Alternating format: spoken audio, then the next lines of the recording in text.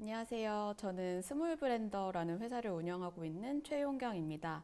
오늘은 작은 브랜드들이 어떻게 제품을 기획하는지 한번 같이 사례를 통해서 알아볼 텐데요. 여기 이제 참여하고 계신 많은 분들이 제품을 새로 기획할 때 도움을 좀 받으셨으면 좋겠어요. 네, 제마님 안녕하세요. 그럼 시작하겠습니다. 네, 저는 최용경이라고 하고요. 제가 처음으로 다녔던 회사는 도도포인트라는 회사를 다녔어요. 이 회사는 어떤 곳이었냐면, 이제 오프라인에 있는 식당이나 카페 같은데, 이제 그 태블릿 PC로 전화번호만 누르면 멤버십 가입이 되는 그런 CRM 프로그램을 만드는 회사였기 때문에, 제가 당시에, 이 회사의 그 CRM 마케팅 컨설팅을 했기 때문에 수많은 이제 소상공인 분들을 굉장히 많이 만나왔고요. 그리고 마케팅 중에서도 조금 더 고객 경험에 중심이 된 마케팅 쪽으로 커리어를 쌓아왔던 부분이 있습니다.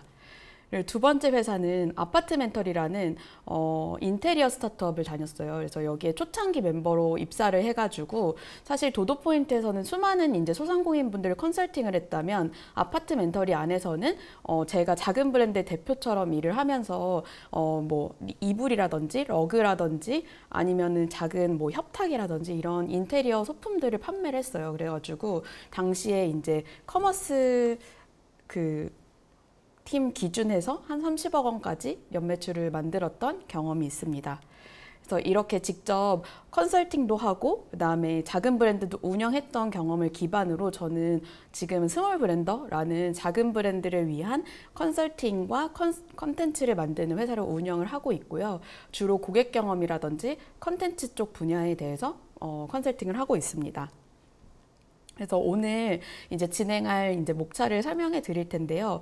사실 제품이라고 하면 많은 분들이 제조 쪽으로 좀 헷갈리시는 경우가 굉장히 많아요. 그래서 근데 여기 계신 이제 우리 지마켓 셀러분들은 아마도 이 제품과 제조의 차이를 꽤 잘 아실 거라고 생각하는데 이제 초기에 이제 사업자분들은 제품이라고 하면 꽤 어렵게 생각하시는 경우가 많더라고요. 마치 뭐 금형이라든지 아니면은 뭔가 전문가들만 만들 수 있는 게 제품이라고 생각하시는 는데 사실은 금형을 가지고 있냐 없냐보다는 이 제품이 얼마나 잘 기획됐냐가 훨씬 더 그 중요한 요소더라고요. 그래서 오늘은 이제 우리가 어떻게 제품을 기획할지를 알아볼 거예요. 그래서 첫 번째로는 키워드로 우리 브랜드의 제품을 선정한다. 그러니까 키워드라는 거는 우리 창업가 분들이 가지고 있는 자산들을 확인해 보는 시간이라고 생각해 주시면 되고요. 두 번째는 제품의 시장성을 검토해 본다. 그래서 내가 가지고 있는 자산을 잘 응집해서 제품을 기획했을 때 이게 과연 시장성이 있는지 확인해 보는 시간. 그다음에 세 번째는 우리 제품, 우리 브랜드가 어떠한 USP, 그러니까 특별한 특장점이 있는지 정리해 보는 거. 그다음에 마지막으로 간단하게 제조사를 알아보는 그런 과정까지 쭉 한번 살펴보겠습니다. 네, 그러면 키워드로 제품을 선정하는 과정을 이제 말씀을 드릴 텐데요. 사실 이 과정이 어떤 분들은 왜 중요한지 약간 모르겠다라고 생각하시는 경우도 있을 것 같아요. 근데 제가 정말 많은 작은 브랜드 대표님을 만나봤는데 어떤 대표님 같은 경우에는 이제 캠핑 사업을 하셨어요. 근데 내가 캠핑을 별로 좋아하지 않는 분이 캠핑 사업을 했는데 매출이 잘 난 거예요. 근데 하다 보니까 나는 캠핑을 안 좋아하는데 캠핑 사업을 하니까 이게 매출이 아무리 잘 벌려도 이걸 왜 해야 되는지 잘 모르겠더래요. 그래서 결국에는 공동 창업자한테 이제 이거를 인수하고 이제 그 브랜드를 떠났다고 말씀을 해주시는 경우도 있거든요. 그러니까 생각보다는 내가 가지고 있는 어떠한 키워드가 우리 사업 아이템에 꽤 중요할 수 있다. 이게 시장성이랑은 관련이 없어도 내가 지금 어떻게 보면 작은 브랜드에서 굉장히 중요한 리소스가 창업가이기 때문에 내가 뭘 잘하는지 뭘 갖고 있는지를 제대로 파악해 놓는 게 굉장히 중요한 것 같아요. 그래서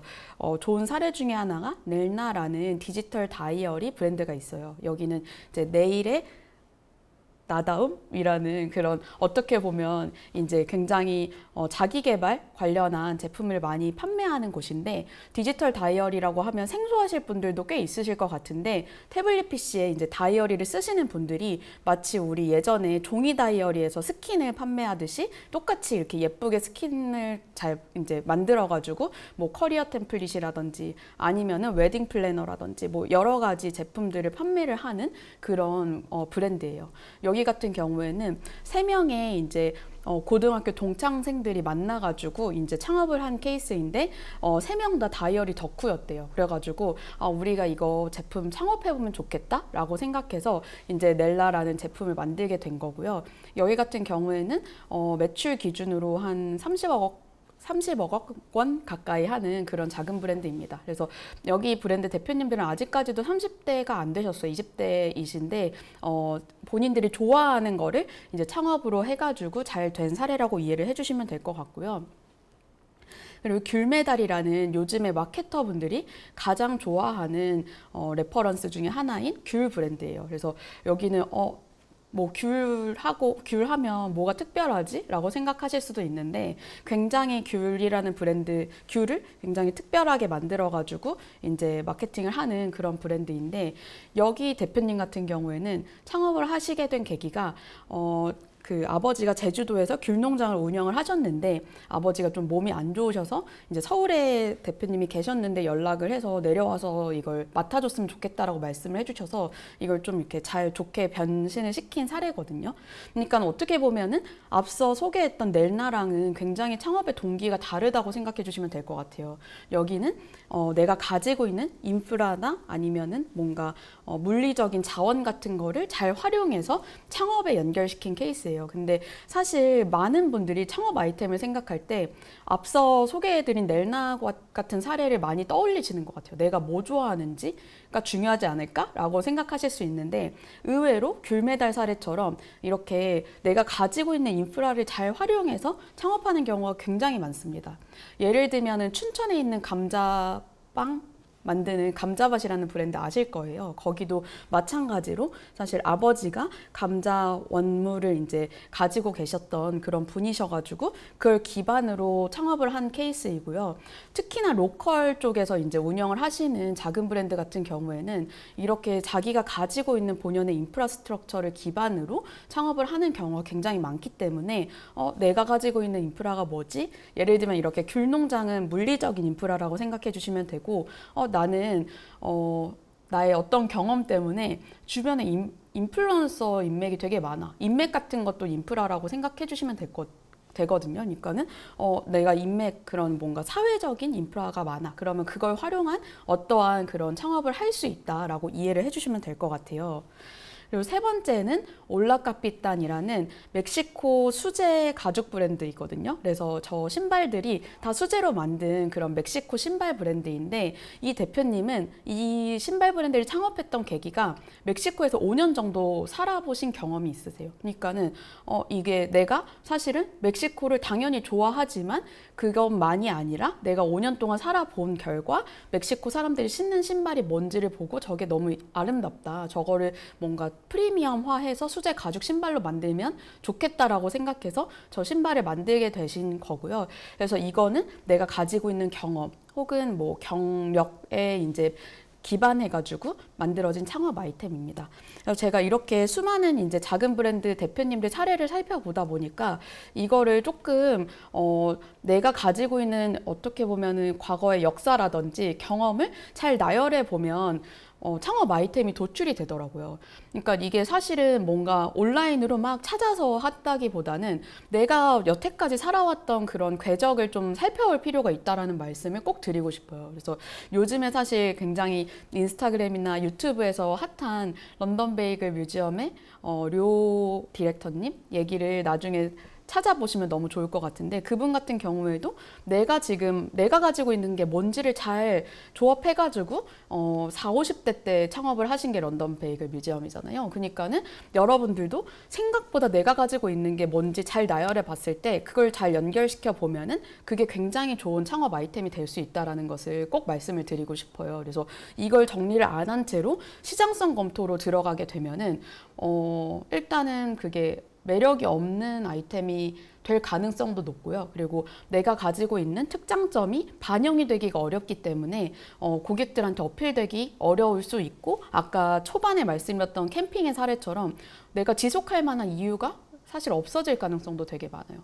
그래서 저의 사례를 조금 말씀을 드리면 제가 앞서 이제 커리어적인 이제 얘기를 드렸었는데 제 첫 회사는 도도포인트라는 굉장히 IT 기반의 컴퓨터를 잘하는 사람들이 모여있는 스타트업이었어요. 그래서 나는 스타트업에 다녔어. 그리고 아까 말씀드렸다시피 CRM 마케팅 중에서도 CRM 마케팅 쪽을 했어. 그 다음에 소상공인들 많이 만나봤고 제품 그 서비스 기획을 했고 그 다음에 컨텐츠도 많이 만들었어요. 왜냐하면은 그 포인트 적립이 왜 중요한지 이런 거를 소상공인 분들이 쉽게 이해할 수 있게끔 만들려면은 뭐 작은 이제 브로셔 같은 것도 많이 만들어야 됐고 뭐 블로그라든지 여러 가지 컨텐츠를 많이 만들었고 그다음에 세미나 뭐 예를 들면은 여러분들 많이 아시는 배민 아카데미 같은 그런 세미나도 굉장히 많이 주최를 했었고요. 그다음에 컨설팅 많이 했고 오프라인 매장에 많이 다녔던 부분이 있고요.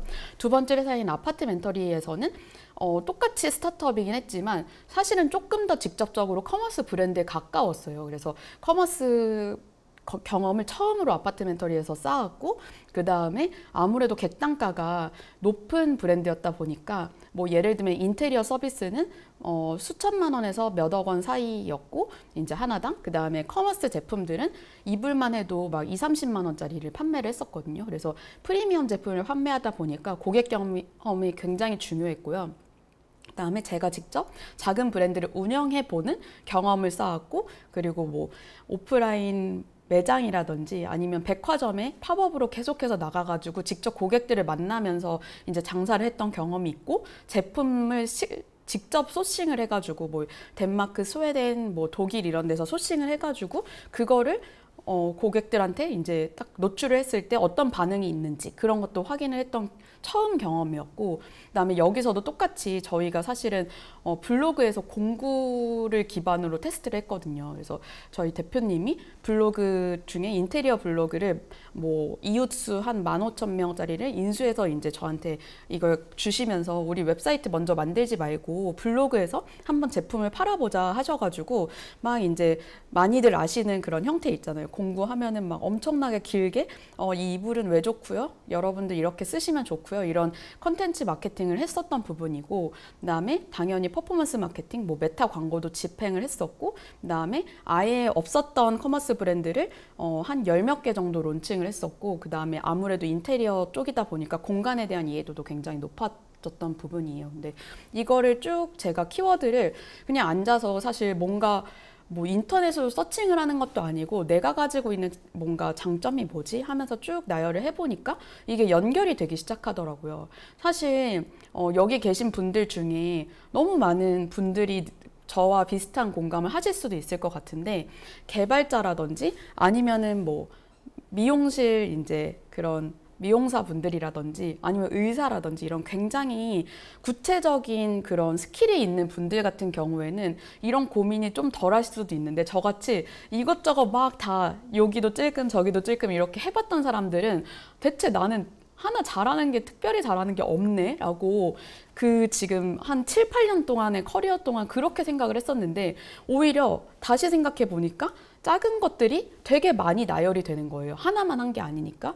그래서 그렇게 해서 연결을 해보니까 CRM이라는 종목이 다른 마케팅보다는 조금 더 고객들을 관리하는 그런 마케팅이고 그러니까 아파트멘터리에서의 고객 경험의 그 경험이랑 굉장히 맞닿아 있고 내가 도도포인트에서는 오프라인 소상공인들을 만났지만 아파트멘터리에서는 직접 작은 브랜드를 운영을 했었고 또 이쪽은 조금 더 이제 B2B 컨텐츠, 조금 더 전문적인 컨텐츠를 많이 다뤘지만 여기는 판매를 위한 컨텐츠 마케팅을 많이 했었고 여러 가지 이렇게 연결 고리가 이제 보이기 시작하더라고요. 그래서 오히려 창업을 할 때는 이게 더 유리할 수도 있겠다라는 생각이 들었어요.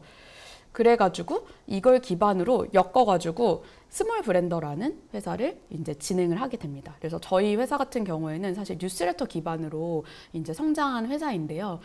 스몰 레터라는 무료 뉴스레터를 한번 만들어 보게 되었어요. 그래서 어떻게 보면은 스타트업, IT 스타트업들은 잘 모르는 작은 브랜드 사례들을 나는 많이 알 수 있고, 그 다음에 반대로 이제 B2B 이런 조금 전문적인 마케팅 컨텐츠도 다뤄본 경험이 있으니까 작은 브랜드를 이제 좀 많이 소개하는 그런 좀 전문적인 그런 뉴스레터를 운영을 하면 어떨까? 지금 시장에 당시에 한 3, 4년 전에는 작은 브랜드 관련한 뉴스레터나 컨텐츠 자체가 아예 없었거든요.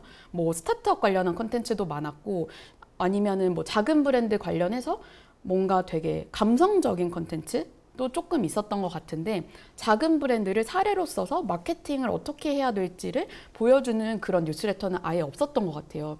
근데 그거 두 가지를 잘 섞어가지고 무료 뉴스레터를 하면 우리 프리랜서로서 전문성을 보여줄 수 있지 않을까라고 생각을 해가지고 저와 다른 2명 이렇게 3명이 이제 모여가지고 뉴스레터를 시작했어요. 그래서 3주에 한 번만 굉장히 전문성을 보여줄 수 있게 되게 리치하게 만들자. 그럼 3명이 돌아가면서 하면은 9주에 한 번 발행하면 되지 않을까라고 해가지고 이제 3주에 한 번씩 발행을 했던 부분이고, 근데 되게 운이 좋게도 아무래도 이제 그 시장 안에 이런 뉴스레터 자체가 없었고, 그리고 한 번 보낼 때마다 좀 정성스럽게 보냈기 때문에 유익하다고 생각하셨는지 발송 3회 만에 그래도 1000명 이상의 구독자가 빨리 모였던 부분입니다. 그래서 이렇게 뭔가 제품을 뾰족하게 만들면 만들수록 그거를 원했던 분들이 빠르게 반응을 해주시는 부분인 것 같아요. 비슷하게 제가 아까 고객 경험이라는 어떻게 보면 굉장히 생소할 수 있는 단어를 계속해서 사용을 했는데 제가 유튜브도 운영을 했었거든요. 그래서 지금은 스몰 브랜더 유튜브의 하나의 그냥 시리즈로 좀 종속이 되어 있는 상태이지만, 제가 당시에 고객 경험이라는 키워드가 컨텐츠화 된 게 너무 없어가지고 이거 고객 경험이라는 키워드를 기반으로 이제 유튜브를 운영하면 내가 고객 경험하면 최용경이라는 이름이 각인될 수 있지 않을까라고 생각해가지고 유튜브를 운영을 했어요. 그래서 이때 당시에도 목표가 내가 한 1000명 정도만 모아도 왠지 컨설팅이나 강연 의뢰가 굉장히 많이 들어올 것 같다. 왜냐하면 고객 경험이라고 검색했을 때 아무런 컨텐츠가 없었기 때문에, 그렇게 해가지고 이제 저는 CX 쪽, 이제 고객 경험 쪽을 이제 주로 관점을 가지고 있는 사람이고, CS 쪽을 가지고 있는 다른 친구랑 같이 둘이 모여가지고 이제 고객 경험 유튜브를 이제 시작을 했는데, 이것도 초반부터 그래도 천천히 그래도 굉장히 우리가 가지고 있어야 할 타겟이 계속 모였어요. 그래가지고 사실 1000명이 되기도 전에 우리나라에서 고객 경험하면 가장 유명한 분이라고 불리우는 천세희 대표님께서 유튜브 인수하고 싶다. 나랑 같이 일해볼래? 나랑 같이 강연해볼래? 컨설팅해볼래? 이렇게 제안을 주셨던 부분입니다. 그래가지고 이게 사실은 유튜브 뭐 아니면 뉴스레터 하면은 생각하시는 부분이 무조건 구독자를 막 10만, 막 100만 이렇게 모아야 된다라고 생각하실 수도 있는데, 내가 가지고 있는 목표가 뭔지를 정확히 생각하고 이 목표에 따라서 내가 가지고 있는 자산, 과거의 자산을 잘 연결을 했을 때 그러면은 이게 생각보다 굉장히 유의미한 그런 제품이 될 수 있다라고 생각해요. 그래서 이제 저희 고객 경험 유튜브나 스몰 레터나 결국에 둘 다 궁극적인 목표는 나 컨설팅이나 강연 의뢰 많이 받고 싶어. 가 목표였기 때문에 굉장히 니치하고 뾰족한 키워드를 기반으로 좋은 양질의 컨텐츠를 만들어서 냈던 게 저의 그 어떻게 보면은 제품 기획의 방향성이었다라고 이해를 해주시면 될 것 같아요. 그래서 이제 이거를 제가 프레임워크화 했어요. 그래서 여러분들도 지금 노트를 지금 쓰고 계신 분들이라고 하면은 이거를 표를 만들어가지고 적어보시면 좋을 것 같은데요. 가장 왼쪽에는 관심사나 내가 가지고 있는 어려움, 그 다음에 가운데는 내가 가지고 있는 전문성이나 경력이나 경험, 세 번째에는 물리적인 자원이나 사회적인 자원을 쭉 나열해 보는 거예요. 그래서 관심사나 어려움이라는 거는 결국에는 아까 넬나의 사례처럼 나는 디지털 다이어리 좋아해. 나는 패드 가지고 노는 거 좋아해. 혹은 나는 인테리어 좋아해. 이게 꼭 막 내가 덕후 수준의 관심사가 아니어도 되거든요. 내가 뭐 지금 아이를 키우고 있다. 나는 테니스 치는 거 좋아해, 러닝 좋아해, 뭐 이런 것들을 이제 관심사라고 이해를 해주시면 되고, 어려움은 나 피부에 막 이제 건선이 있어, 아토피가 있고, 나 뭐 예를 들면은 요즘에 부동산에 관심이 많은데 좋은 집 매물 찾기 어렵더라. 그런 거를 그냥 어떻게 보면은 생각 없이 쭉 나열해 주셔도 좋을 것 같아요. 쭉 최대한 나열해 주시고 이걸 한 번에 다 끝내시기보다는 이제 한 공을 들여가지고 몇 번씩 생각날 때마다 추가 이제 해주시는 방식으로 해주시면 되고, 가운데는 내가 가지고 있는 전문성이나 경력, 경험을 나열해 주시면 돼요. 그래서 저 같은 경우에는 고객 경험이라든지 CRM 이런 쪽이 이제 제 경력, 뭐 전문성이라고 하면은, 뭐 어떤 분은 요식업에서 조금 일을 해봤어. 뭐 내가 이디야에서 알바 해봤다? 그러면은 나 카페 경험은 있다. 그럼 카페 써주시면 될 것 같고요. 그리고 경험 중에 하나가 아까 올라카피탄의 사례처럼 나 뭐 호주에서 6개월 정도 살아봤어 하면은 안 가본 분들보다는 호주에 대한 이해도가 있을 수 있잖아요. 그러니까 그런 거를 이제 써주시면 되는 부분이에요. 그래서 이거 쓰실 때 굉장히 많은 분들이 제가 이걸 가지고 교육도 많이 해봤고 이제 저희 책에도 나와 있기 때문에 질문 주시는 부분이 저는 덕후가 아니에요. 어떻게 쓸지 모르겠어요 하시는데, 그냥 지금 떠오르는 그냥 나 이거 관심 있어. 왜냐면 이거를 어디다가 제출하는 게 아니잖아요. 그러니까는 그냥 나 관심 있는 정도라고 해도 그냥 이걸 넣어도 되니까 편하게 쭉 써주시는 게 중요하고요. 그다음 세 번째 이제 칼럼에다가는 아까 귤메달의 사례처럼 우리 부모님 귤 농장 운영하는데 우리 와이프가 지금 뭐 선생님인데 뭐 그리고 나 지금 10년 동안 그래도 되게 뭐 이웃은 1000명 정도밖에 안 되지만 블로그 운영해가지고 내가 뭐 올릴 때마다 그래도 상위에 노출되는 경우가 많은데, 나 디자이너 인맥 많은데, 개발자 인맥 많은데, 뭐 이런 것들을 쭉 나열을 해주시면 되는 부분입니다. 그러면 이거 다 이제 써주셨다고 생각하고 이거의 사례를 또 조금 보여드릴게요. 예를 들면은 큰컵 브라 브랜드인 헤비덜스라는 브랜드가 있어요. 여기도 이제 거의 혼자 운영하시거든요. 대표님, 여기 사진에 계신 분이 대표님이시고 CS 팀 한 명 빼고는 혼자 운영하시는데 매출이 그래도 10억에서 20억 사이가 나와요. 그래서 이 대표님 같은 경우에는 마케팅 에이전시에서 이사로 활동을 하셨던 분인데 하도 이제 발표가 많다 보니까, 근데 가슴이 좀 커가지고 발표를 할 때 이제 쪼이는 양복 같은 거 입고 많이 발표하셨는데 어느 날 이제 화장실에서 공황장애 같은 게 오더래요. 그래가지고 막 이제 굉장히 응급처치를 한 후에 생각을 하신 게 나같이 어려운, 이렇게 가슴 때문에 어려운 사람들이 많겠다 생각이 들어서 이제 창업을 결심을 하셨다고 해요. 그래서 이 대표님 같은 경우는 사실 속옷 쪽에는 아예 지식이 전무하셨던 분인데 그냥 이 어려움, 이 자기가 가지고 있는 어려움만 딱 가지고 퇴사를 하셔서 1년 내내 이제 속옷을 배우신 거예요. 그래서 이제 어떤 식으로 배우셨냐면 속옷 업계에서 그래도 뭐 괜찮게 잘 하시는 전문가분을 만나가지고 대표님 제가 마케팅 도와드릴 테니까 속옷 좀 가르쳐 주세요. 이렇게 이제 제안을 하셔가지고 일종의 바터 형태로 내가 가지고 있는 전문성을 이제 그쪽에 좀 드리고 그다음에 속옷을 좀 배우신 거예요. 그래서 사실은 당시에는 요즘엔 큰컵 브라 브랜드가 꽤 많이 보이거든요. 근데 당시에는 굉장히 없었던 그런 브랜드인데, 그래서 어떻게 보면 그 대표님도 해봐라 이렇게 해가지고 하셨는데 생각보다 이제 숨어있던 큰컵 브라의 니즈가 있었던 그런 고객분들이 꽤 많았던 거죠. 그래서 처음에 이제 와디즈 펀딩 때부터 해가지고 굉장히 열렬한 반응을 많이 얻어가지고, 그리고 이 대표님 자체가 MBTI로 따지면 INTJ라서 굉장히 집념이 있는, 그래서 지금도 사실 그런 원서 같은 거 보시는 거 굉장히 좋아하신대요. 그래서 이 속옷이 어느 탄력을 가지고 있어야지 이게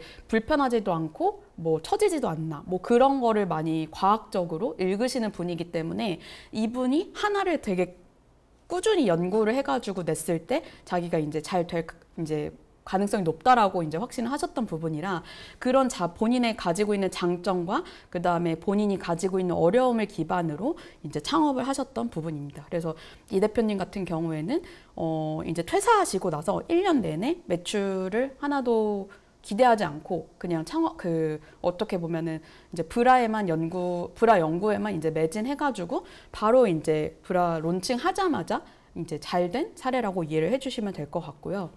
그다음에 두 번째 이제 사례는 오니스트라는 액상 콜라겐 브랜드 제품이에요. 그래서 여기도 사실 요즘 액상 콜라겐 브랜드가 굉장히 또 조금씩 많아지더라고요. 근데 여기가 이제 어떻게 보면 국내에서 거의 최초로 액상 콜라겐을 했고, 특히나 이렇게 이제 찢어 먹는, 그러니까 병에 든 게 아니라 찢어 먹는 액상 콜라겐은 되게 없었던 부분이거든요. 근데 여기 대표님 같은 경우에는 이제 컨설팅 회사 출신이시기도 하고, 그다음에 기존에 잠깐이지만 영양제 플랫폼 같은 거를 창업을 잠깐 하셨었고, 그래가지고 이제 이 대표님이 창업을 해보니까 아, 이게 사람들이 생각보다 큐레이션 된 그런 영양제 니즈가 없기도 하고, 내가 여기다가 플랫폼에다 올릴 만한 영양제가 없다, 더 좋은 영양제를 내가 아예 만들어버리고 싶다라는 그런 니즈가 생기셔가지고 여러 가지 이제 자료조사를 막 해봤는데, 아, 이게 콜라겐이라는 키워드가 생각보다 오래 갈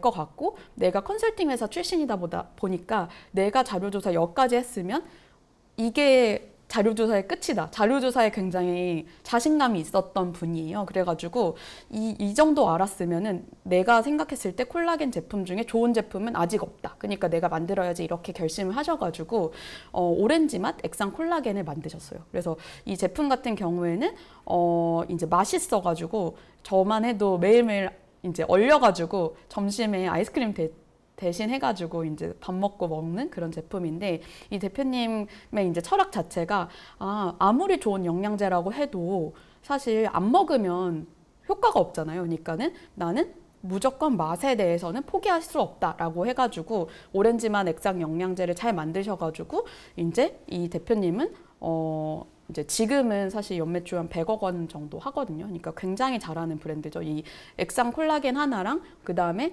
이제 미백 브라이트닝 젤리, 이렇게 두 가지 제품으로만 연매출 100억 원을 작년에 달성을 하셨던 부분입니다. 그러니까는 이 대표님은 본인의 경험이랑 뭐 본인의 관심사랑 이것저것을 잘 합쳐가지고 창업으로 잘 이끌어 가신 그런 사례거든요. 그래서 이런 오니스트라는 사례도 굉장히 이제 레퍼런스로 삼기 너무 좋은 사례고요. 그래서 아까 보여드렸던 것처럼 이 표를 기반으로 내가 가지고 있는 관심사랑 전문성이나 경험 혹은 자원들을 잘 연결시켜 보다 보면은 여기서 조금 더 뾰족하게 제품 기획을 할 수 있겠네라는 어떠한 그런 연결점이 보이기 시작할 거예요. 그래서 이것부터 시작을 하셔야 다음 그 챕터에 나오는 시장성이 의미가 있다라고 이제 말씀드리고 싶고요. 그러면 두 번째로 이걸 하셨다고 이제 가정하고 시장성을 한번 살펴보는 시간을 가질 거예요. 근데 사실 제가 이제 작은 브랜드 예비 창업자분들한테는 판다랭크 같은 플랫폼을 알려드려도 잘 이걸 감을 잡지 못하시는 경우가 많은데, G마켓 셀러분들 같은 경우에는 이거를 꽤 많이 해보셨다라고 저는 이해가 들어요. 이걸 꽤 익숙하시고 뭐 아이템 스카우트라든지 네이버 뭐 데이터라든지 아니면은 판다랭크 같은 데 많이 들어가 보실 거라고 생각을 하고, 근데 생각보다 이게 중요한데 몇 번 해보다가 귀찮아가지고 안 하는 경우가 굉장히 많더라고요. 그래서 내가 가지고 있는 어떠한 키워드를 이제 가지고 판다랭크에 들어가서 이제 유사 키워드 같은 거를 검색해 가면서 요즘에 이게 시장성이 있나? 내가 모르는 시장에 따른 유사 키워드들이 있나? 살펴보는 과정이 굉장히 중요합니다. 그래서 지금 판다랭크 뭐 잘 모르시는 분들은 한 번씩 꼭 들어가 보시면 좋을 것 같고요. 내가 만약에 러닝이 뭔가 관심사에 들어가 있고 그 다음에 경험 중에 뭐 마케팅이 있다. 그래서 나는 러닝 관련한 무언가 제품을 만들고 싶다라고 하면은 뭐 러프하게 여기다가 러닝 벨트 이렇게 쳐보는 거예요. 검색을 해보면 그거 관련된 유사 키워드들이 굉장히 많이 나오거든요. 꼭 러닝 벨트가 아니더라도 내가 생각지 못한 막 러닝 양말, 뭐 무릎 보호대 이런 것들이 요즘에 생각보다 니즈는 많은데 제품이 없었네? 라고 하는 게 슬슬 보이기 시작해요. 그래서 그런 것들을 잘 이제 엑셀 같은 데 정리해 놓고 그 유사 키워드를 다시 한번 검색을 해가지고 그럼 또 그거의 유사 키워드 이런 식으로 뾰족한 키워드들을 계속해서 찾아 나가는 과정을 반드시 거치셔야 되고, 그래서 이 키워드들이 가지고 있는 그 이제 다른 제품들이 어떤 특징이 있는지를 살펴보는 게 굉장히 중요해요. 그래서 이제 내가 가지고 있는 키워드를 기반으로 시장성을 한번 보시면 이제 시장성 안에서도 그 키워드를 좀 더 뾰족하게 만들어주는 유사 키워드들을 한번 보시는 게 굉장히 중요합니다. 그래서 판다랭크를 꼭 한 번씩 하루에 뭐 30분 정도라도 투자를 해주시는 게 굉장히 좋을 것 같고요. 그리고 나는 덕후가 아니야. 그래서 내가 정말 수영을 좋아하고 러닝을 좋아하는데 진짜 뭐 나는 솔직히 한 달에 2번, 3번 러닝 할까 말까인데 내가 이걸로 창업해도 될까? 라고 생각하시는 경우들 굉장히 많으세요. 그러니까 처음에 보여드렸던 넬나 대표님 같은 경우에 제가 생각했을 때 덕후에 가깝고 뭐 예를 들면은 해베더유스 대표님도 덕후에 가까운 분인데 제가 봐도 그런 대표님들 너무너무 멋있고 대단하거든요. 근데 사실 그렇지 않은 분들이 거의 90% 이상이에요. 저도 마찬가지로 사실 아까 제 키워드 보여드렸던 것처럼 굉장히 다양한 키워드를 가볍게 가지고 있는 경우가 많아요. 그래서 그럼 어떻게 그러면 사실은 내 고객들은 나보다 더 덕후일 텐데 그들을 어떻게 이제 설득하지? 라고 했을 때 덕후들이 이제 많이 찾는 그런 커뮤니티를 살펴보실 필요가 있어요. 그래서 예를 들면은 네이버 카페 같은 데다가 수영, 러닝, 뭐 여러 가지 검색을 해보는 거예요. 그랬을 때 수영 커뮤니티가 무려 30만에 가깝네, 멤버 수가. 그럼 우리나라에서 수영을 카페까지 가입할 정도로 이렇게 열정적인 사람들이 30만 명이 된다라고 하면 그 중에 몇 %만 내가 내 고객으로 데리고 와도 이건 좀 될 수도 있겠네 라는 감을 또 받으실 수 있고요. 두 번째는 이분들이 가지고 있는 니즈가 무엇인지도 살펴보실 수가 있어요. 그래서 예를 들면 러닝이라고 하면은 이제 커뮤니티에 들어가가지고 러닝 초보자 분들이라든지 아니면은 러닝 오래 하신 분들이 남기는 게시물만 봐도 이분들이 가지고 있는 니즈를 알 수가 있거든요. 그래서 예를 들면은 러닝 1일차인데 심박수가 150대 유지하시면서 뛰나요? 케이던스는 어떻게 올리죠? 이런 질문들이 올라오잖아요. 근데 사실 러닝을 얼마 안 하시는 분들이라고 하면 심박수가 150대가 뭔지도 솔직히 감이 없고 케이던스는 뭔지도 모르잖아요. 근데 이런 걸 오히려 찾아보고 내가 학습해 가면서 러닝 하시는 분들은 이런 니즈가 있구나. 이거를 이제 계속 이제 측정하고 싶으시구나. 이런 거를 찾아보실 필요가 있는 거예요. 그래서 그거를 뾰족하게 내 제품에서 해소를 시켜주시기 시작하면은 러닝 덕후들 입장에서 이거 쓰면은 이게 해소가 되네. 수영 덕후들 입장에서는 뭐 예를 들면은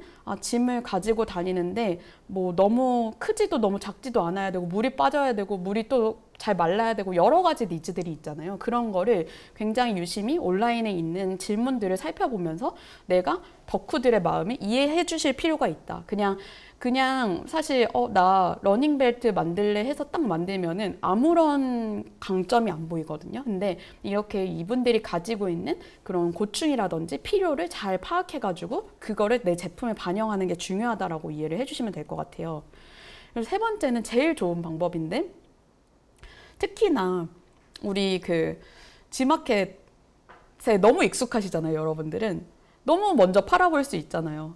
그래서 먼저 팔아보면 이게 답이 먼저 나오는 것 같아요. 뭐 예를 들면은 내가 아까 전에 판다랭크에서 뭘 검색해봤는데 이 키워드가 너무 아깝고 너무 괜찮은 것 같다. 그럼 알리바바에서 잘 찾아가지고 정말 소량으로 한번 조금 이제 뭔가 변형을 줘가지고 소싱을 해본 다음에 그거를 G마켓에 팔아봤는데 그렇게 판 것들 중에 유독 반응이 좋은 것들이 분명히 나올 거예요. 이걸 아마 G마켓 셀러분들은 너무나도 이해를 하실 게 내가 오늘 하루에도 한 10가지를 팔아봤는데 그 중에서 유독 한 가지만 잘 팔리는 제품들이 항상 나오잖아요. 근데 심지어 나는 그 제품의 고객군이 아니라서 이게 왜 팔리는지도 잘 이해가 안 되는 그런 경우도 많으실 텐데 그러니까 사실은 팔아보는 게 가장 시장성 확인하기에 굉장히 직접적인 그런 방법이라고 저는 생각을 하고요. 근데 사실 세상에 있는 모든 물건을 팔아볼 수는 없다 보니까 아까 1번이나 2번처럼 무언가 이제 뾰족하게 좀 만들어 놓은 다음에 거기서 이제 그 중에서 이제 아리까리한 것들을 직접 팔아보시는 게 굉장히 중요합니다. 그래서 여기 러닉스라는 러닝벨트 브랜드가 있어요. 여기는 러닝벨트뿐만 아니라 뭐 이제 러닝 양말이나 아니면은 뭐 무릎 보호대 같은 거를 이제 쭉쭉 이제 판매하고 계신 그 러닝 전문 브랜드라고 생각해 주시면 되는데 여기 같은 경우에는 처음에 스마트 스토어로 이제 러닝 제품뿐만 아니라 이것저것을 다 팔아봤어요. 근데 지금이야 러닝이 누구나 전 국민이 다 알잖아요. 심지어 전 세계 사람들이 다 알다시피 러닝이 너무나 중요한 키워드가 됐지만 사실 이 대표님이 창업하시기 때만 해도 러닝은 그렇게까지는 아니었어요. 그냥 여러 코로나 이후의 키워드 중에 하나 정도에 불과했거든요. 그래가지고 이제 러닝이 잘 팔리긴 했는데 왜 잘 팔리는지는 몰랐는데 러닝벨트가 그나마 잘 팔리니까 이거를 브랜드화를 한 거예요. 근데 브랜드화를 한 다음에 러닝 양말도 팔아보고 뭐 무릎 보호대도 팔아보고 여러 가지 팔아보니까 다 잘 되는 거죠. 그러니까는 이게 사실은 이게 먼저 팔아봐서 그 중에 하나를 고르는 게 굉장히 가장 확실한 방법이라고 생각이 들고, 그리고 이제 뒤에 나오겠지만 이 제품이 러닝벨트가 왜 다른 러닝벨트에 비해서 잘 팔리는지는 저희가 USP를 찾는 그 과정에서 한번 얘기를 해볼게요. 근데 어쨌든 러닉스 사례처럼 지금 지마켓 셀러분들은 너무너무 유리한 그런 지금 경험을 하고 계신 게 많이 팔아보시는 지금 경험을 하고 계시잖아요. 그러니까는 그 중에서도 잘 팔리는 것들에 조금 촉각을 세워놓고 거기서 조금 내가 브랜드화 할 수 있는 그런 방향성이 뭔지를 이따가 3번 챕터에서 USP를 같이 연구를 하면서 그렇게 살펴보면 좋을 것 같아요. 그리고 이제 와디즈라는 크라우드 펀딩, 뭐 텀블벅이라는 크라우드 펀딩을 잘 활용하는 방법도 좋은데, 이 마이노멀이라는 브랜드 같은 경우에 저당 식품 브랜드거든요. 그래서 여기는 작년 기준 매출이 한 350억 정도 했어요. 그러니까 방탄커피로 시작해서 여러 가지 이제 제품들을 판매를 하고 있는데, 요즘에는 뭐 초장도 팔고 뭐 케첩도 팔고 뭐 아무래도 모든 게 다 막 제로 콜라도 나오고 저당이 너무너무 이제 중요한 키워드다 보니까 그래졌는데, 이제 요 마이노멀 같은 경우에도 초반에는 키토라는 굉장히 니치한 키워드를 기반으로 시작을 했어요. 그래서 키토라는 키워드를 검색하는 사람이 그 당시가 이제 2018년도였는데 얼마나 될까 검색해 보시니까 커뮤니티에 한 20만 명 정도 되더래요. 그래서 내가 이 커뮤니티에서 열심히 활동을 하고 내가 유튜브 채널로 키토 관련한 설명을 하고 뭐 브런치 블로그로 이제 키토 관련한 설명을 하면 꽤 많은 분들이 컨텐츠를 봐주시지 않을까라고 생각하셔가지고, 이 대표님은, 헤베드유스 대표님은 사실 제품에 1년을 쓰셨잖아요. 이 대표님은 제품을 론칭하기 전에 6개월 동안 내내 컨텐츠랑 커뮤니티 활동만 계속 하신 거예요. 그 키토 쪽으로.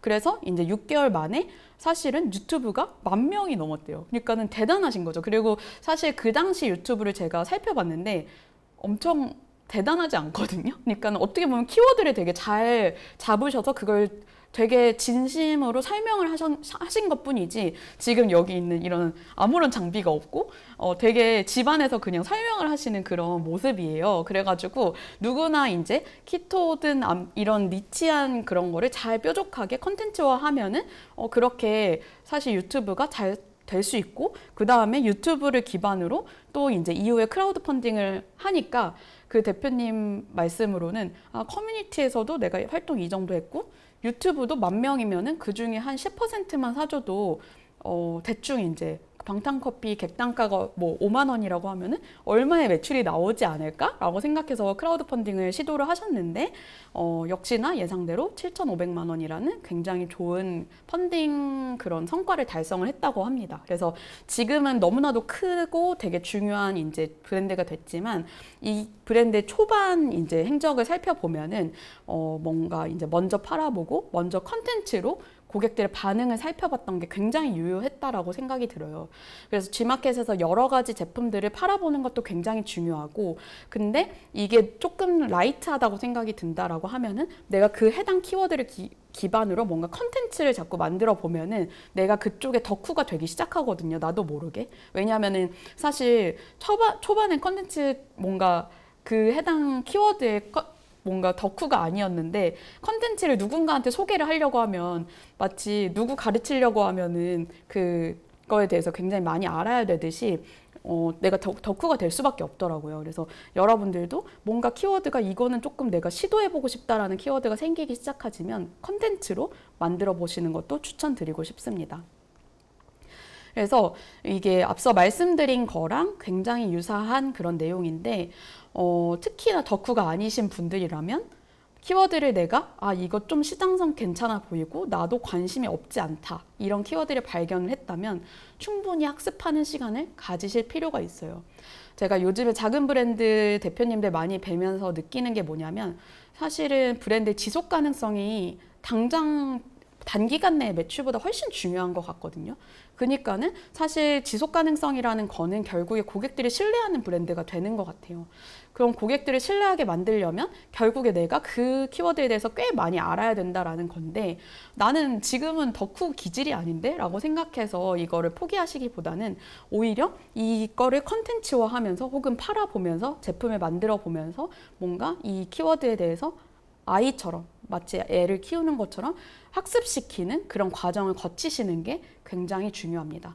그래서 저 같은 경우도 사실 아파트멘터리를 퇴사한 이후에, 그때가 완전히 딱 코로나 시기였어가지고 저는 어떻게 보면 굉장히 운이 좋았다고 생각하는 게, 진짜 많은 친구들이 그래서 최원경 너 뭐 할 거야? 막 이런 질문을 되게 많이 했었어요. 왜냐하면 보통은 사람이 퇴사하면 뭐 이게 인사치레처럼 그래서 너 지금 요즘에 뭐 해? 이런 질문 진짜 많이 하잖아요. 근데 제가 친구들한테 내가 뭐 하는지 물어보지 마. 그냥 일단 나 1년 동안 내가 하고 싶은 거 다 할 거거든. 이렇게 하면서 뭐 스마트 스토어도 운영을 해보고 유튜브도 운영도 해보고 뭐 이것저것 내가 이제 부끄럽지 않게 사람들한테 알리지 않고 운영을 했었어요. 근데 저는 이게 굉장히 중요하다고 생각하는 게, 내가 우리 주변에 있는 뭐 가족이든 친구를 의식해 가면서 이제 무언가 활동을 하기 시작하는 순간 시장의 목소리를 못 들으시더라고요, 보통은. 그러니까 굉장히 뭔가 자신감이 엄청 대단하시지 않고서야 막 이제 주변 친구들이 좀 그 주변 친구들의 오히려 반응을 자꾸 살피게 되고 그 시장의 반응을 오히려 덜 살피게 되는 경우가 되게 많더라고요. 그래서 제가 추천드리는 거는 내가 이거를 좀 하고 싶어. 그러면은 주변 의식하지 말고 그냥 충분한 이제 내가 생각하는 데드라인을 주거나 아니면 내가 생각하는 투자액을 주고 이제 그거를 이제 여기에 활용을 해보시는 게 좋을 것 같아요. 그래서 뭐 예를 들면은 나는 1년만 내 꿈을 위해서 1년이란 시간이랑 500만 원이라는 투자액을 써볼 거야. 이런 식으로 목표를 잡고 조금 그거에 몰두해서 하는 게 가장 성장의 이제 확률을 높이는 방법인 것 같아요. 그래서 마치 내가 아이한테 우리 영어 유치원 갈래? 이렇게 투자하는 것처럼 나한테 그거를 한번 해보시기를 추천드리고, 그리고 주변 분들한테는 내가 1년만 해볼 테니까 1년 후에는 잘 안 되면 뭐 가족들한테 내가 취업할 때니까 그냥 일단 1년만 내비둬 줘, 이렇게 부탁을 해 놓은 다음에 이제 한번 집중해서 해보시는 거를 굉장히 추천해 드리고요. 그리고 이제 뭔가 이걸 하는 과정에서 여러 가지 방법으로 학습을 반드시 하셔야 돼요. 나한테 매몰되기보다는 여기저기 많이 배우시고 뭐 클래스 101이라든지 이런 강연이라든지 이런 것도 좀 많이 들으시면은 저 같은 경우에는 사실 여러분들이랑 챗으로는 대화하지만 뭐 예를 들면은 탐나님 막 이렇게 하실 거예요. 뭐 이런 식으로 뭔가 이렇게 관여하지 않잖아요. 그러니까는 오히려 되게 객관적으로 이거 평가해 드릴 수 있기 때문에 뭔가 이제 이렇게 온라인으로 수업을 여러 가지를 적극적으로 들어보시면 내가 뭔가 이제 발전해 나가는 속도를 굉장히 빨리 키우실 수 있을 거라고 생각을 합니다. 그래서 이제 학습 중에 제가 너무나도 추천하는 방식은 이제 아무래도 컨텐츠인데, 사실 이게 모두에게 다 맞는 방식은 아니라고 생각해요. 근데 그래도 덕후가 아닌 사람이 가장 빠르게 특정 키워드를 학습하는 방식 중에 하나, 그리고 미리 마케팅이 가능한 방식 중에 하나가 컨텐츠라고 생각하는데, 이제 정말 많은 분들이 특히나 우리나라에 계신 분들은 나이에 대해서 굉장히 예민하시다 보니까 내가 40이나 됐는데, 내가 뭐 35이나 됐는데 남들은 다 집 사고 하는데 나는 뭐 하냐, 이렇게 생각을 하시는 경우도 굉장히 많은데, 여기 꿈꾸는 할멈이라는 이제 블로거 분은 이제 사실 60세에 블로그를 시작하고 69세에 유튜브를 시작하셔가지고 이제 책도 내시고 커머스 뭐 간장이라든지 이런 것도 판매를 하시는 그런 사업가가 되셨거든요. 그래서 여러분들도 나이에 대해서 너무 의식하지 마시고 주변인들에게 너무 많이 알리기보다 오히려 그 플랫폼에 내가 그 키워드화하는 그런 고객들한테 많이 알릴 마음으로 컨텐츠를 하기 시작하면은 조금 더 유효한 피드백을 얻을 수 있다라는 말씀을 드리고 싶고요. 이걸 제가 정말 강조드리고 싶은 이유 중에 하나는, 제가 예비 창업자분들이든 초기 창업자분들 많이 만나다 보면 항상 하시는 말씀이, 제품을 가지고 오셔가지고 아, 이거 내 친구는 좋대요. 이렇게 얘기하는 경우가 진짜 많거든요. 근데 사실 그 친구분도 이 친구랑 친구니까 좋다고 하는 거일 가능성이 꽤 높아요. 그러니까 그런 피드백은 생각보다 무의미할 수 있다라는 점을 말씀을 드리고 싶고, 그렇다 보니까 진짜 내 제품을 살 만한 사람들이 내 컨텐츠를 보든 내 컨텐츠를 보든 제품을 봤을 때 반응이 있냐 없냐가 훨씬 중요하지, 내 주변인들한테 이걸 알리는 게 공개적 기록이 아니고 공개적인 이제 목표가 아니다라고 이제 꼭 말씀드리고 싶습니다. 그러면 세 번째로 우리 제품의 USP를 한번 정리해보는 시간을 가질 텐데, USP라는 단어를 많이들 들어보셨을 수도 있고 처음 들어보시는 분들도 계실 텐데, 유니크 셀링 포인트라고 이제 이해를 해주시면 되고, 이거는 경쟁사와 차별화된 우리 브랜드만의 고유의 강점이라고 생각해 주시면 될 것 같아요. 그래서 이거 이제 벤 다이어그램 이렇게 보시면은 우리가 잘하는 게 있고 경쟁사가 잘하는 게 있고 고객이 원하는 게 있는데, 지금 저기 이렇게 표시 은행잎 같은 표시가 이제 USP에 할당되는 그런 곳인데, 우리가 잘하되 경쟁사는 못하고 고객은 원하는 저 포인트를 잘 잡으면 그게 USP라고 이해를 해주시면 될 것 같은데요. 예를 들면 사실 USP라는 게 엄청 대단한 게 아니고, 예를 들면 갑자기 우리가 스티브 잡스라든지 일론 머스크가 되는 게 아니잖아요. 그러니까는 한 끗에 다른 거가 그게 바로 USP인 것 같아요. 그래서 예를 들면은 예능으로 따지면 나 혼자 산다라고 할게요. 그러면 나 혼자 산다가 여태까지도 굉장히 인기 있는 프로그램인데, 그게 세상에 없던 그런 프로그램의 종류는 아니잖아요. 그냥 사실 연예인들을 관찰하는 예능은 그 전에도 꽤 많았는데, 혼자라는 그 딱 하나의 키워드를 기반으로 요즘 1인 가구가 많으니까 나 혼자 산다라는 굉장히 1인 가구 기반의 관찰 예능을 하면 재밌겠다라고 그렇게 한 끗에 다른 기획을 해가지고 인기가 많았던 것처럼, 한 끗에 다른 무언가를 그 제품에 더하면 그게 제품 기획이라고 저는 생각을 하거든요. 그래서 예를 들면 요 추카 케이크라는 브랜드가 있는데, 여기는 이렇게 커스텀 케이크를 크기를 완전히 줄여가지고 만든 거예요. 그래서 사실 저희 이제 특히나 20, 30대 여성분들 보면은 친구가 생일일 때 이렇게 커스텀 케이크 많이 만드는데, 아시겠지만 도시락 케이크조차도, 도시락 같은 이제 그 종이 박스에 들어있는 케이크조차도 15,000원, 20,000원이 넘어가요. 왜냐하면 이게 커스텀으로 누구야 생일 축하 이렇게 써주는 거다 보니까.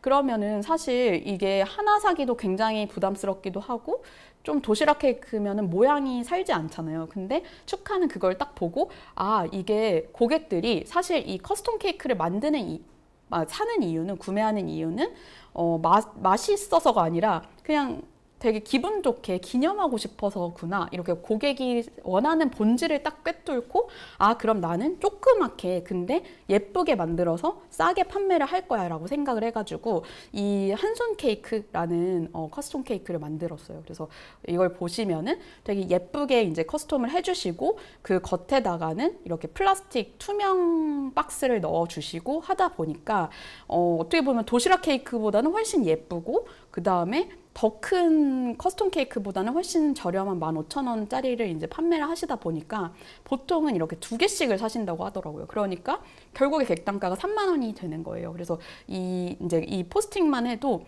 굉장히 지금은 연신내가 아니라 분당으로 이사 가셨지만 되게 작은 그냥 케이크 가게인데 인스타그램에서 굉장히 좋아요를 많이 몇천 개씩 눌렸던 그런 포스팅이거든요. 그러니까는 이렇게 한 끗 하나를 크기를 되게 줄인다든지, 재료를 하나를 다르게 바꾼다든지, 크기를 완전히 크게 만든다든지, 마치 GS 편의점에서 만든 그 도시락 라면인데 엄청 크게 만든 대왕 도시락 라면을 완전 인기가 많았던 것처럼 조금씩 크기만 다르게 한다든지 재료만 조금씩 다르게 한다든지 하는 게 굉장히 그 한 끗이 될 수 있다. 예를 들면은 우리 되게 인기 많았던 레몬이 띄워져 있는 레몬 술 같은 것도 이제 처음에 딱 나왔을 때 우와 되게 좋다, 이거 그냥 예를 들면은 레몬 맛 소주랑은 또 다르게 레몬이 하나 띄어져 있네, 생 레몬이 들어가 있네, 이렇게 해가지고 재료의 한 끗이 달랐을 때 그게 무언가 특별하다고 느끼잖아요. 그렇게 해서 나는 크기를 바꿀 거야, 재료를 바꿀 거야, 이런 식으로 한 끗의 다른 거를 더하는 게 그 제품 기획의 방향성이 될 수 있고요. 두 번째는 아까 보여드렸던 러닉스라는 브랜드 사례인데, 여기도 사실 월 매출이 1억 원이 넘는다고 해요. 여기 대표님 혼자의 거의 이제 인턴분들 있는 정도의 규모인데, 월 매출이 아니라 월 이익률이 이제 그 1억 원이 넘는다고 하던데, 여기 같은 경우에는 결국에는 다른 러닝 벨트랑 무슨 차이가 있냐 하면은, 다른 러닝 벨트는 여전히 브랜드화가 된 데가 없대요. 그냥 다 이제 쿠팡이라든지 이런 누가 봐도 중국에서 온 것 같은 되게 노브랜드 제품들이 많거나 아니면 완전히 비싼 브랜드 제품들만 러닝벨트인데, 여기는 러닉스는 브랜드화가 되어 있는 거예요. 그래서 나중에 러닉스 웹사이트 보시면 아시겠지만 굉장히 사진도 그 나름대로 되게 감각 있게 찍어가지고 이제 러닝 브랜드로서 입지를 딱 다져 놓으니까 사람들이, 사실 러닝벨트는 한 번 사면 몇 년을 쓰잖아요. 그러니까는 굳이 2, 3천 원 덜 주고 노브랜드 제품을 사지 않고 러닉스 제품을 사게 되는 거예요. 그래서 이런 식으로 하나의 제품에 브랜드를 가미했을 때 한 끗의 다른 무언가가 될 수 있다. 그래서 이런 거의 예가 뭐 예를 들면은 자전거 체인 같은 것도 다 노브랜드 제품이잖아요. 잘 모르잖아요, 브랜드 뭐 어떤 브랜드인지. 뭐 혹은 손톱 영양제라든지 아니면은 뭐 머리 영양제라든지 뭐 머리 뻗치는 거 눌러주는 그런 거라든지 여러 가지 브랜드가 없는데 사람들이 생각보다 많이 사는 그런 제품류들이 있더라고요. 그래서 그런 거를 잘 보고 저거 브랜드화 했을 때 가치가 있다라고 생각하실 수 있거든요. 그러면은 그걸 브랜드화 하는 것만으로도 이제 제품의 한 끗이 될 수 있다라고 이해를 해주시면 될 것 같고요. 그다음 세 번째는 제품 자체의 컨텐츠를 녹이는 거예요. 그래서 그냥 러그가 아니라 복이라고 써가지고 이 매트를 놓으면은 이제 복이 들어올 것 같다, 이런 생각이 들게끔 복 매트라는 것도 만들고, 그다음에 우리가 초보 운전 이제 딱지 붙일 때 손으로 쓴 것 같은 초보 스티커도, 저것도 초보 스티커라는 그냥 이름으로 만드는 아무개씨라는 브랜드인데, 제품 자체에 재밌는 컨텐츠를 이제 넣어가지고 판매하는 그런 경우도 제품의 한 끗이라고 생각해 주시면 될 것 같아요. 요즘에 뭐 예를 들면 비누 같은 경우에도 비누에 이제 뭔가 감성적인 그런 글귀를 넣어가지고 만든다든지 하는 경우가 있거든요. 그래서 이렇게 제품의 한 끗이 컨텐츠가 될 수 있다. 나는 되게 재밌는 사람이고 컨텐츠 잘 만드는 사람이라고 생각하면은 이렇게 그냥 디자인 안에 컨텐츠를 가미해도 되게 좋을 것 같고요. 그 다음에 타겟을 좀 줄일 수 있어요. 그래서 예를 들면은 시니어를 위한 영어 학원, 아니면 강아지를 위한 뭐 유치원, 이런 식으로 유치원이긴 한데 강아지를 위한 곳, 혹은 영어 클래스이긴 한데 시니어를 위한 영어 클래스 하면은 그 영어 클래스의 특징이 생기잖아요. 그러니까는 여기 이제 자기만의 방이라는 곳은 여성들만을 위한 성교육 커뮤니티거든요. 그래서 여성들만 가입할 수 있는 앱인데, 여기 같은 경우에도 사실 여성분들이 성 관련한 지식을 어디서 얻을 수 있는 곳이 없다 보니까, 안전한 지식을, 그래서 여기도 론칭하자마자 굉장히 잘 됐거든요. 그래가지고 그 하나의 타겟을 좀 좁혀가지고 뭐 성인들을 위한 피아노 학원 뭐 이런 식으로 타겟을 좁히는 것도 굉장히 중요한 방법입니다. 그리고 마지막으로 예를 들면 에어비앤비가 우리나라에 들어왔을 때 에어비앤비 전문 청소 업체도 많이 생기고, 이제 뭔가 핸드폰이 나오니까 핸드폰 케이스도 많이 나오고 뭐 이런 식으로 무언가 사람들이 매일매일 쓰는 거에 그 보완하는 그런 보완제들도 굉장히 좋은 방법인데, 여기 같은 경우에는 이케아 제품을 사서 이케아스럽지 않게 더 멋있게 만들어가지고 판매하는 비아크라는 가구 브랜드예요. 여기도 꽤 좋은 매출을 내고 있는 가구 브랜드인데, 아무래도 이케아 자체가 좋은 이제 원재료를 기반으로 이제 뭐 컬러도 되게 좋고 이제 그 구조도 좋기 때문에 그거를 문만 잘 바꿔가지고 비아크스럽게 좀 더 뭔가 세련되게 만들어가지고 판매를 하다 보니까 그걸 이제 이케아 해킹 브랜드라고 하거든요. 그래서 이케아에서도 굉장히 지지를 많이 해주는 그런 브랜드의 사례인데, 그런 식으로 하다 보니까 뭔가 감각적이면서도 이케아라는 키워드를 같이 쓸 수가 있잖아요, 마케팅을 할 때. 그래서 이렇게 큰 누구나 아는 그런 브랜드를 잘 편승해서 보완제로 만들 수가 있어요. 그래서 예를 들면 아이스크림이라고 하면은 상하농장 우유로 만든 아이스크림 뭐 이런 식으로 무언가 이제 누구나 다 아는 그런 브랜드에 보완을 하는 방식으로도 이제 제품 기획을 할 수가 있다라고 이해를 해주시면 될 것 같습니다. 그래서 이제 USP까지 조금 한 끗에 다른 USP까지 알아봤는데 이제 마지막으로 제조사에 대해서 조금 같이 살펴볼게요.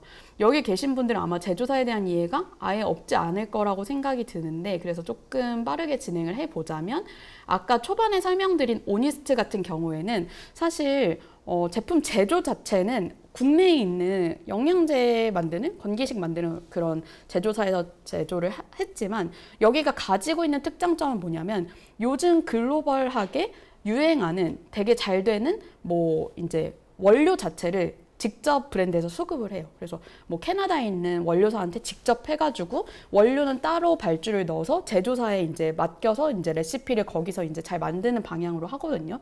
그렇기 때문에 사실은 고객들 입장에서는 원료가 더 중요하잖아요. 건기식 안에서는. 그러니까는 그거 나름대로 되게 전문성을 많이 가져갈 수 있는 부분인 거예요. 그래서 이렇게 브랜드에서 원료를 직접 수급하고 대신에 제조사한테 이제 이거를 제조를 잘 맡기는 방식으로 취하다 보면은 뭐 사실 금형이라든지 제조 공장을 우리가 가질 필요가 없이 우리는 다른 브랜드랑은 되게 다른 무언가를 만들 수 있거든요. 그래서 이런 방식도 고민해 보실 필요가 있고 그리고 원료사 찾는 것도 꽤 방법이 많아요. 뭐 해외 원료사 관련한 컨퍼런스도 되게 많은 편이고 그다음에 원료사 구글링만 해도 꽤 많이 나오기 때문에 사실 검색을 안 할 때는 대체 원료사를 어떻게 찾아 하실 텐데 검색을 해보기 시작하면 점점 더 이제 내용들이 나오기 시작하거든요. 그래서 그렇게 해보실 수 있을 거고 그다음에 이제 이불이라든지 아까 봤던 러그라든지 이런 거는 전부 다 금형이 필요가 없어요. 그래서 이제 그 어떻게 보면은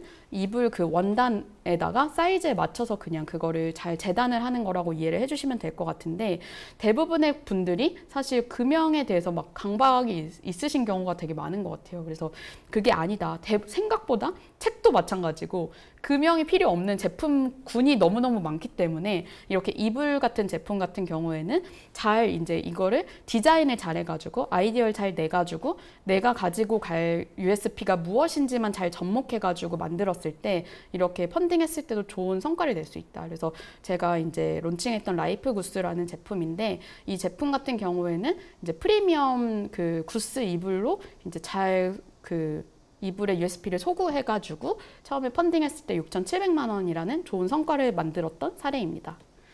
세 번째는 예를 들면은 금형은 필요 없지만 생각보다 그 작업지 시서가 복잡한 경우가 있어요. 그런 게 바로 이제 옷 같은 브랜드거든요. 근데 생각보다 되게 많은 분들이 파자마 같은 거를 론칭을 되게 쉽게 생각하시는데 파자마 같은 것도 사실은 옷에 가깝기 때문에 작업지 시서가 굉장히 복잡하게 설계가 될 수 있어요. 그리고 여러 가지 막 디테일들이 많기 때문에 그러니까 생각해 보면은 패션 디자인과가 따로 있잖아요. 그런 이유가 다 이런 어떻게 보면 건물에 구조 설계하듯이 사실 옷은 설계해야 되는 경우도 뭐 어디다 떼다 파는 게 아닌 이상 그렇기 때문에 내가 창업을 할 때 이거는 생각보다 내가 학습할 게 되게 많구나 아니구나를 잘 파악하시고 그 종류를 잘 파악하시고 그 다음에 창업의 그 아이템을 설정하시는 게 굉장히 중요합니다. 네 번째는 이제 더 어려운 거 마지막으로 금형에 진짜 투자하는 경우도 있는데 이 쓰리잡이라는 브랜드 같은 경우에는 빗자루 브랜드인데 특허도 꽤 많아요. 그래서 어떻게 보면 발명품에 가까운 발명품인 그런 제품이다 보니까 내가 이런 발명하는 거에 조금 자신이 있는 대표님이라고 하면은 이거를 잘 발명해가지고 금형에도 투자해서 여기는 사실 여기저기 제조사도 되게 많거든요. 자기 제조사도 있고 여기저기 잘하는 제조사들을 모아서 이제 제품 하나가 완성이 되는데 나는 제품에 굉장히 특장점이 있는 사람이다라고 생각하면은 남들이 사실 못하는 그런 제품을 만들어서 진입장벽을 완전히 높이는 방법도 있어요. 근데 이렇게 할 경우 당연히 투자 금액이 많이 들어가는 것을 감안하고 시작을 하셔야 된다라는 게 있어요. 그래서 근데 이렇게 하신 결과 사실 사실 쓰리잘비도 해외에서도 판매가 많이 돼서 100억 원 이상 매출이 나오는 브랜드거든요. 그래서 내가 가지고 있는 장점이 뭔지 잘 보시고 제조의 방식도 결정을 하시는 게 중요하다라고 말씀을 드리고 싶고, 그리고 제조사 찾는 방법은 뭐 앞서 잠깐 소개해 드렸다시피 너무 많아요. 그래서 온라인으로 뭐 예를 들면은 내가 생각하는 비슷한 브랜드의 제조원 검색하는 것도 너무너무 쉬운 방법이고요. 그다음에 크몬 같은 데다가 뭐 화장품 제조사 검색하면 그냥 엑셀로 그냥 한 10,000원이면 다 살 수 있는 게 많거든요. 그리고 오프라인으로도 뭐 이제 마트에 가서 뒤집어 보면 거기 제조원 다 나와 있는 경우도 많고, 코엑스나 킨텍스에 박람회 너무 많이 하고요. 뭐 정부기관이나 지자체 사이트에 보면은 제조사들 리스트가, 왜냐면 우리나라가 제조로 성장한 나라이기 때문에 너무너무 많아요. 그래서 이런 제조사 찾는 방법들은 너무 많기 때문에 잘 찾아보시면 굉장히 도움이 될 것 같습니다. 그래서 여기까지 저희 오늘 강연을 마치고요. 이제 저희 책인데 작은 브랜드를 위한 제품 지침서라는 책이에요. 그래서 나중에 한번 검색해 보시면 이 강연 관련한 내용들과 사례들이 더 많이 담겨 있으니까 참고해 주시면 너무 좋을 것 같고요. 그리고 오늘 혹시 질문 있으시면은 이제 챗에 잘 남겨주시면 좋을 것 같아요. 그래서 이제 질문 받는 동안에 이제 제가 하나 해드리자면 이제 만족도 조사 이제 링크를 이제 드릴 건데, 이제 만족도 조사에 꼭 참여해 주시면 너무 좋을 것 같고, 궁금하신 거 있으시면 지금 질문 남겨주시면 좋을 것 같습니다. 네, 감사합니다.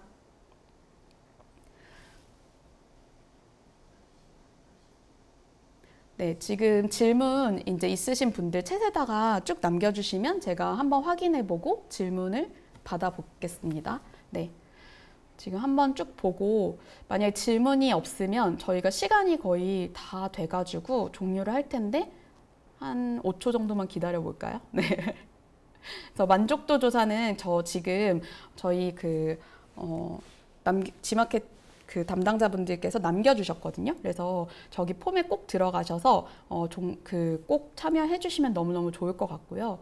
그리고 탐나님께서 판다랭크 꾸준하게 사용해 보신다고 하셨어요. 그래서 네, 정말 추천드려요. 이게 사실 판매를 많이 해보지 않은 이상 제품에 대한 감이 생기기가 되게 어렵거든요. 근데 간접적으로 제품의 시장성을 검토할 수 있는 가장 쉬운 방법, 그리고 이제 하다 보면은 너무 재밌어요. 사실 요즘에 이 키워드가 올라가네. 그리고 많은 분들이 모르실 것 같긴 한데 유튜브에 요즘에 임급동 탭이 없어졌다고 하더라고요. 그러니까는 사실은 트렌드를 파악할 수 있는 되게 중요한 도구 중에 하나가 판다랭크 같이 키워드 검색량도 굉장히 중요한 도구가 됐거든요. 그러니까는 이제 여러분들도 이제 요즘에 사람들이 뭘 좋아하지?